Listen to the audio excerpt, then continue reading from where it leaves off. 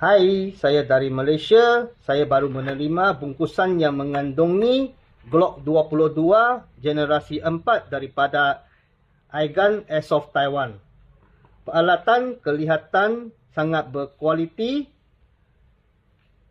Memang puas hati dengan servis Airgun Airsoft Taiwan dan kualiti produk.